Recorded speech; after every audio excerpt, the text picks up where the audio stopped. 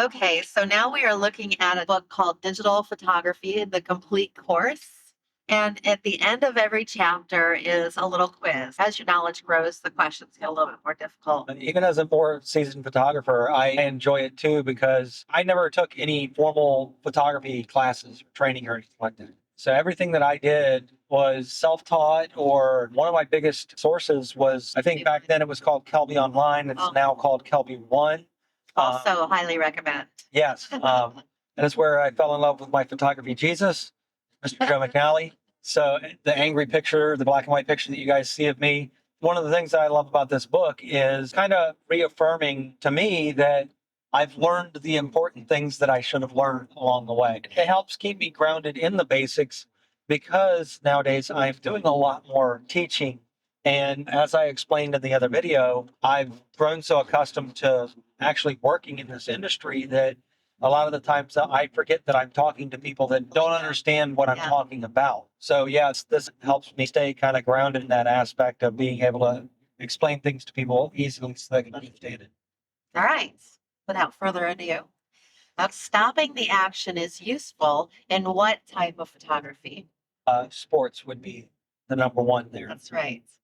Number two, when should you decide on the size of your images? A, after you've taken them, B, during a shoot, or C, before you start? Before you start. You don't do it after you've taken them? Yeah. This is really a problem I have because I crop too close and then later on I'm like, oh. Right. So before I start. Number three, the crop tool allows you to do what to a photo? A, remove any unwanted parts. B, change the colors of the main subject. Or C, enlarge the whole image. A. And don't get it twisted because there's that enlarge the image thing there. Yeah. While you're cropping in, you may be making something appear larger in your image. Right. You're actually losing part of your image. So anything that you crop in from that image, you're losing the stuff that you're cropping out of it. Right. So you're making your image smaller.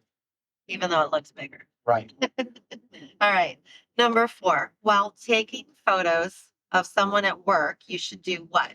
A, try not to disturb them. B, give them instructions on what you want them to do. Or C, get in the way as much as possible. Be a fly on the wall. Try not to disturb them. Be a documentarian. Sure. That's one of my favorite forms of photography is to be the documentarian and just kind of be a fly on the wall and get the action as it's happening. Well, and I think you get better photos that way when people are not freaking out Always in front of a camera. Always. People just naturally tend to panic. I do. I'm really bad about it. Yeah. Okay, number five.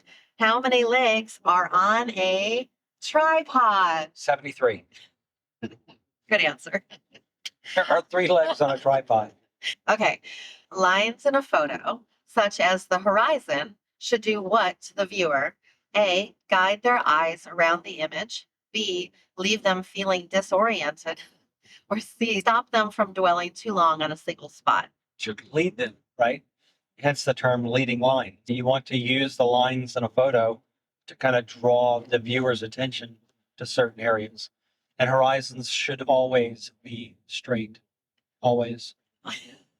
We had talked about pet peeves in another video. That's another one. What was the other? Don't get my Forrest Whitaker high going. What was the other pet peeve you said you had? Horizons through heads. Oh, horizons through heads and keep them straight. Yeah. Yes. In terms of people photography, when it comes to architectural photography, vertical lines. Well, and then, we talk about rules, and then there's always the breaking of rules. And so the point of photography is to create an emotion, right? Yeah. And so if your intention is to create disorientation and frazzled nerves, then do not have straight lines. So again, with any artistry, it depends on what your goal is. Well, but for the most part, in terms of the rules, right? It's one thing, and it's a great thing to get out there and break the rules. Yeah. But it's another thing to break the rules out of ignorance. Right. Know the rules. Know the rules, and then know why you're breaking them. So what rule you're breaking. Seasoned photographers can kind of see it when we're scrolling through some of the boards and things like that. Novice photographers will sometimes get a little butthurt because you explain things to them and they say, well, aren't the rules meant to be broken? Well, they are, but you didn't know them in the first place. And that's why I'm trying to tell you so that you do know, so that you do understand. What does the aperture do? A, it controls how long the shutter stays open. B, it selects the shooting mode. Or C, it controls the amount of light that enters the camera. C, controls the amount of light that enters the camera. That's right. Briefly explain in as few words as possible without making it confusing f-stops and aperture, like how that works. So aperture Confused me. aperture is referred to on your camera as the f-stop, and the lower the number, the wider the opening. Right. The higher the number, the smaller the opening. That controls your depth of field, how much of the image is in focus, and it controls the amount of light coming into the camera. I have to make a scenario in my head for some of these things to make sense to me. So my favorite thing was learning how to do the bokeh when you take a picture of a person and the bokeh behind them to have the smallest number f-stop, which means it's the largest aperture, shooting wide open is how you create that bokeh effect. But it took me a little while to figure it out with the numbers, and it confused the daylights out of me. I don't know why I couldn't get my brain around it. All right.